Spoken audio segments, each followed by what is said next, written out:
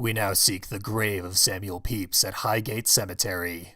Not Highgate's Cemetery like it says in the lower left. This is my second recording of this level, and I had to use the level select sheet to get back here. So we have been deprived of our inventory for the duration of this level.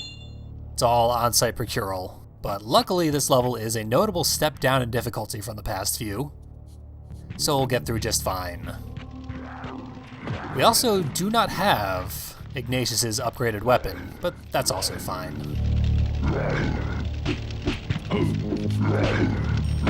That right there is the combo that we are about to learn, Last Judgment. Pretty simple input, and it has a lot of kicks to it, but it comes out a little bit slowly, and the enemies are very good at blocking it, so it's useless. But I do like the voice clip. And these enemies do not require combos, they have very low health. This level was actually used as a demo. This game had two demos. The first was the Chelsea level, the first level of the game, and the second was this. Very iconic. Many people remember this as their first introduction to the game. And it is intentionally the game leading with its best foot forward. Highgate Cemetery is, as you might expect, an actual location in London. It does look quite a bit like this, so well done, developers. It's known for being the burial site of Douglas Adams and Karl Marx. In addition to having ties to the horrors of socialism, it's also known for ghost sightings, and there's rumors of a Highgate vampire. Seems like a missed opportunity for a boss fight, but why ruin this excellent level with something so horrible? Over here, we've got a vaguely secret location, so at the very least optional, where we can open some coffins, fight some zombies, and free some bats.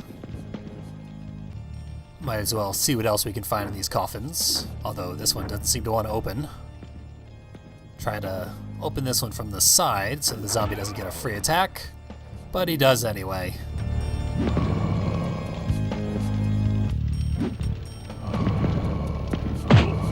And if that wasn't bad enough, he's putting up a real fight.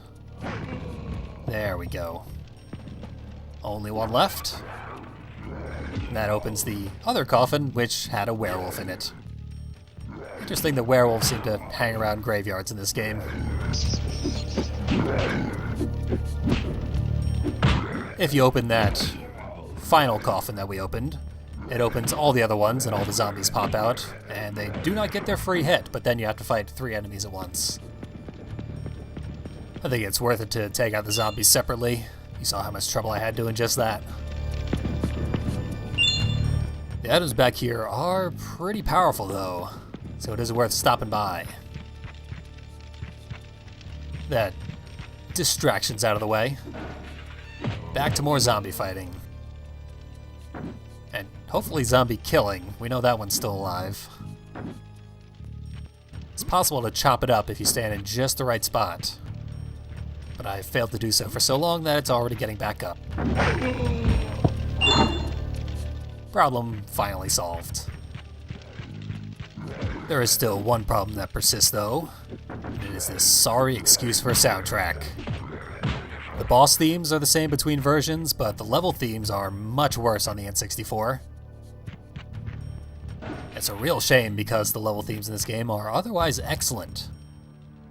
So I'm gonna fix that. Get rid of these occasional sporadic synthesized bass notes and triangle hits. Overlay the original music.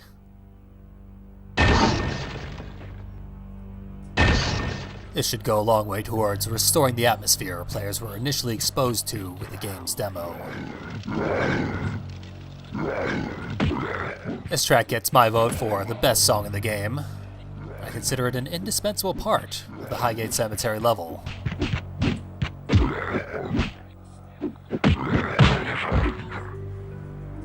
It's the perfect time to set the mood for our reunion with Adam Crowley.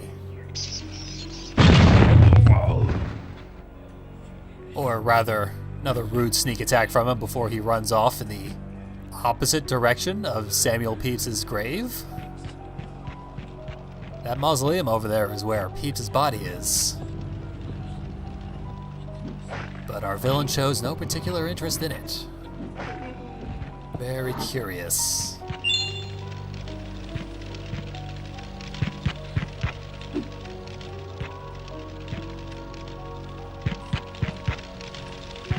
As we can see, a pretty significant portion of the cemetery is dedicated to Samuel Pepys, locked behind this impenetrable gate.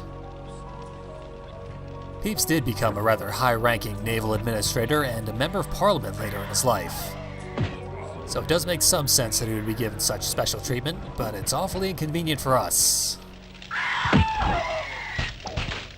By the way, harpies are here too, but it's very satisfying to end them with the pistol. Going back to the game's soundtrack, it's composed by one Frederick Mott. Can't guarantee that's how that's pronounced, but he's a rather prolific French composer. Been working with Callisto Studios since their Amiga days. Now goes by the name El Mobo, but back in the early 80s, he went by Moby until that name was taken by a slightly more famous musician. You can go on Bandcamp and buy most of his soundtracks. Or, if you have the PlayStation disc for Nightmare Creatures, you can just pop that in a CD drive and get the soundtrack that way.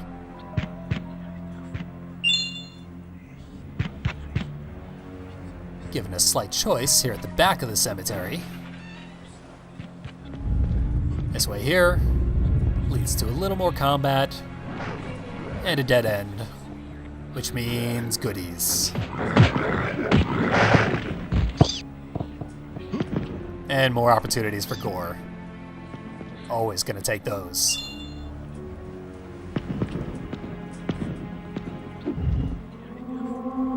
Oh, we freed a ghost. Spirits are just coming untethered left and right here at Highgate. Which I guess is what it's known for. An actual item in that one.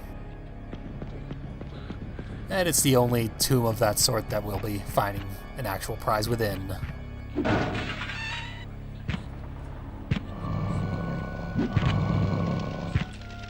Out of that mausoleum comes more zombies. And on the N64, they're all blue jean zombies, so they're gonna cause some trouble. But not very much.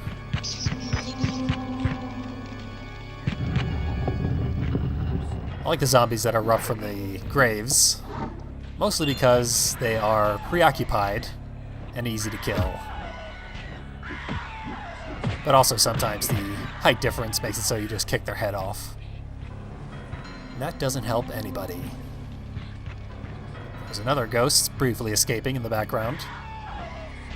If you pay close attention, you actually can see the little 2D ghost animation flying away every single time the ghost moan is made.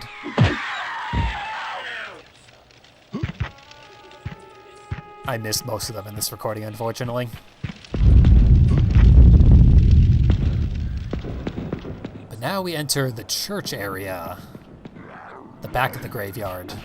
And it is indeed a graveyard. A graveyard is, by definition, the yard of a church, wherein its parishioners may be buried, should they so choose. So ironically, Highgate Cemetery, not a cemetery. Of course, being this pedantic is quite valueless. The words are interchangeable in this day and age, and for good reason.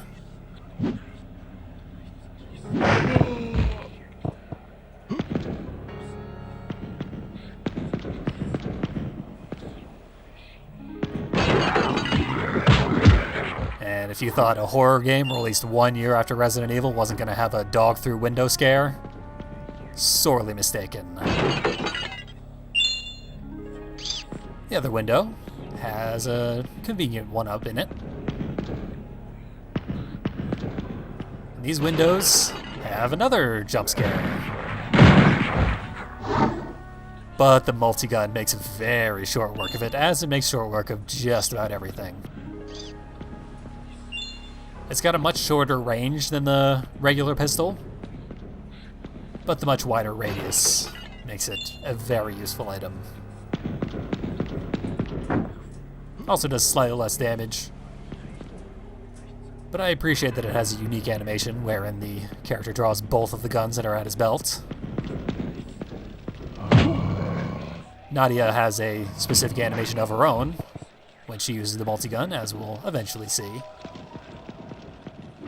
There's another item we haven't used, the flash. Stops enemies in their tracks by blinding them. If you use it while the enemy is running, they will continue to run forward until they hit a wall. But they will not attack. That leaves them open to just being chopped apart. Very useful item.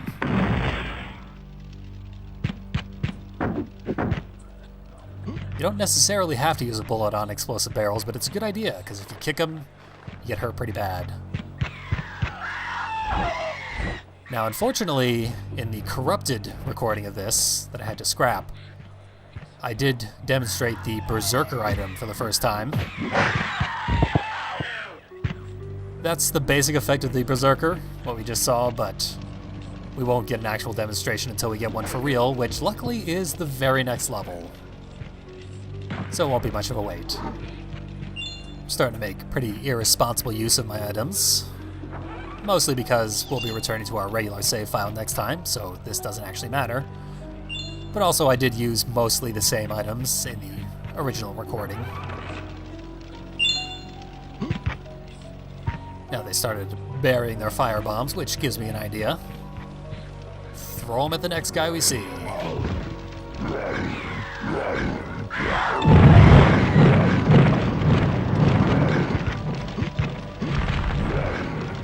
So enemies hit with fire bombs become vaguely transparent husks that are completely engulfed in flames. They'll become hyper-aggressive and try to set you on fire, but after a few seconds they crumble into dust. We didn't get too good of a look at it, but I'll be using plenty more fire bombs. Most of the rest of them will actually hit. Firebombs have an unfortunately small radius, so it is possible to miss with them, unlike most of the other items. Even with that whiff, the final enemy of the level is dispatched easily enough. This will give us unfettered access to the mausoleum.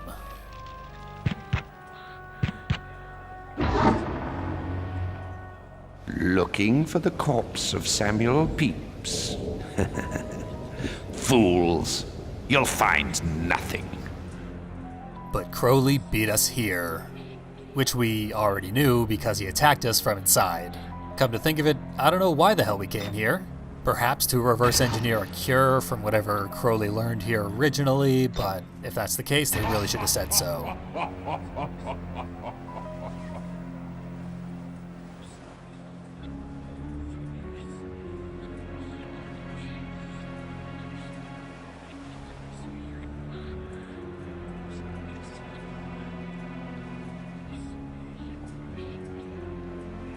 Looks like coming here was all for naught for our heroes, but it does do a lot to restore faith in the game for players. Just too bad there's no way anyone ever got this far in a rental. Not to mention that this is one of very few games that requires a memory card to be saved on the N64 version. I never had one myself, so I doubt I even got past the sewers without cheats. For anyone who's made it this far into the LP, you deserve the string of pretty decent levels that are to come. In Hampstead Heath, we'll get to see the true power of the upgraded weapon and meet my favorite enemy type.